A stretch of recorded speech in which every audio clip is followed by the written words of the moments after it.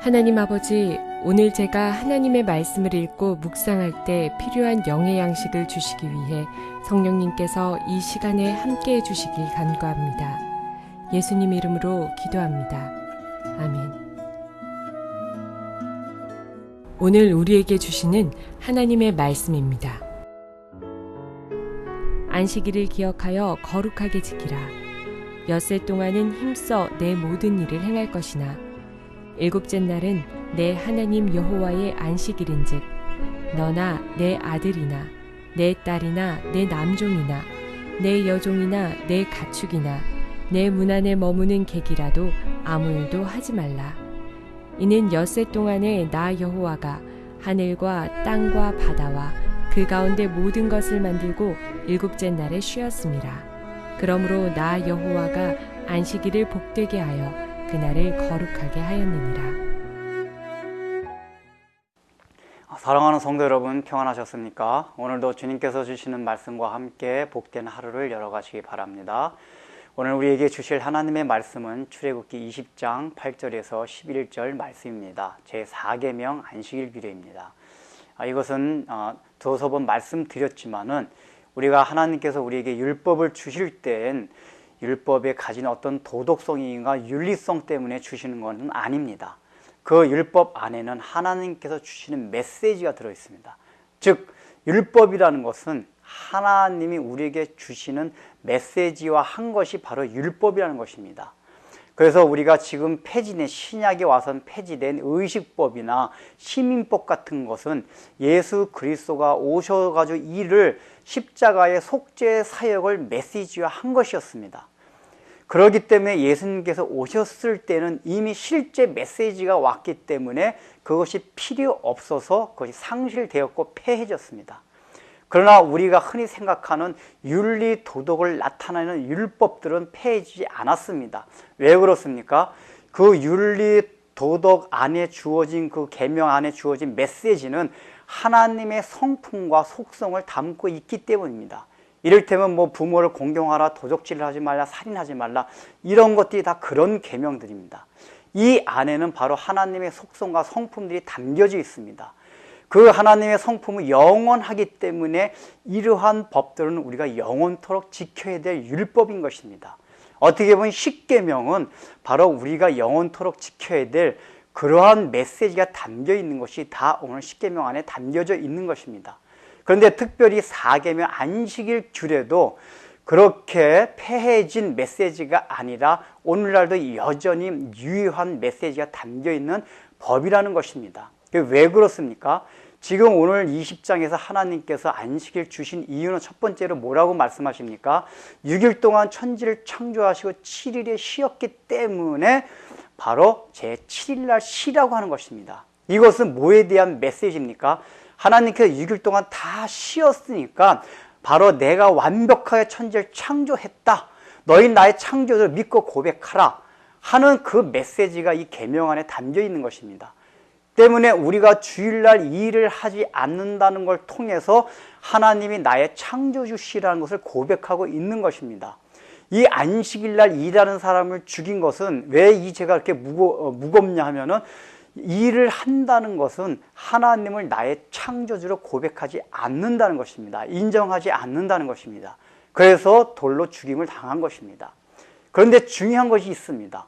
오늘날 신약에 와서는 바로 우리 안식일이 아닌 그것이 주일로 옮겨졌습니다. 그것이 왜 그렇습니까? 아담화가 타락한 것으로 인해 가지고 다시 하나님께서 재창조 사역이 필요했던 것입니다.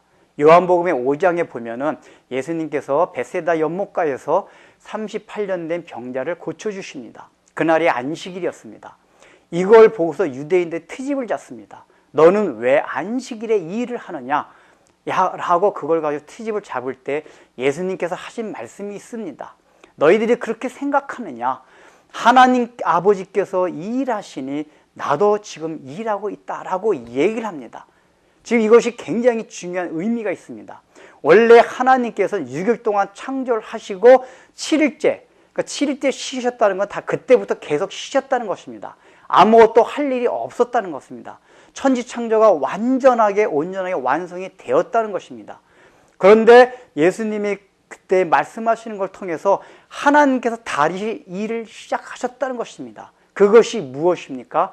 우리 인간이 타락함으로 인해서 구속하기 위한 재창조 사역을 위해서 하나님께서 일하고 계시고 나도 그것 때문에 이 땅에 와서 일한다라고 예수님이 말씀해 주신 것입니다. 다시 말하면은 바로 원래 그 7일째 하나님께서 쉬셨던 그 안식일이 예수님께서 십자가 사역을, 속죄 사역을 마치시고 부활하심으로써 그것을 이루어내신 주일로 바뀌었다는 것을 말해주는 것입니다. 그래서 우리가 안식일을 지금 8일째 되는 주일로 지키고 있는 것입니다. 이것은 더 중요한 의미가 이 주일의 완성에 예수님께서 재림하실 때 이루어집니다. 그렇기 때문에 우리는 재림하실 때까지 바로 이 주일을 지켜야 되는 것입니다. 그 의미는 그대로 계승되고 있는 것입니다. 또 한 가지 안식일의 중요한 것은 우리가 출애굽기 16장에서 만나 사건을 통해서 보여주신 것인데 그때 뭐라고 말씀하고 있습니까? 안식일에는 모든 것이 많이 거두나 적게 거두나 다 동일하게 거둬들이고 있다고 성경이 말합니다.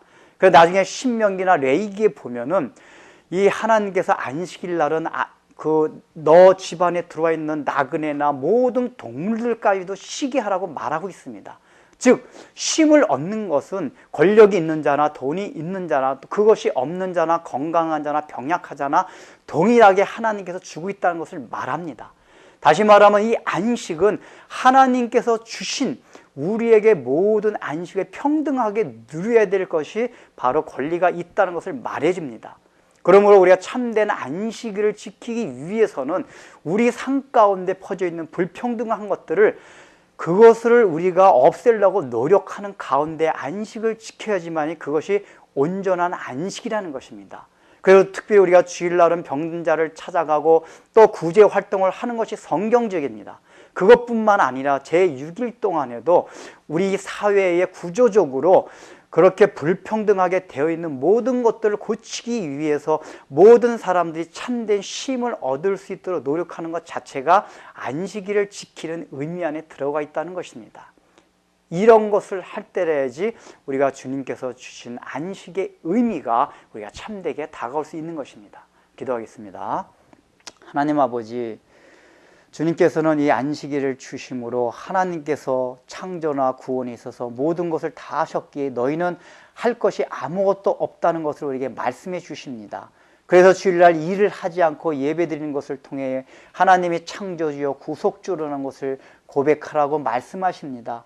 더불어서 그 안식일이 모든 사람에게 평등하게 주신 것임을 말씀하면서 우리 사회 안에 있는 모든 불평등한 구조들, 또 우리가 비록 잘 살고 있지만 못 살고 있는 모든 사람들을, 연약한 사람들을 생각할 수 있는 그런 안식일이 되며 그런 안식의 의미가 우리 사회 속에서, 우리 삶 속에서 실현될 수 있는 은혜를 허락하여 주옵소서.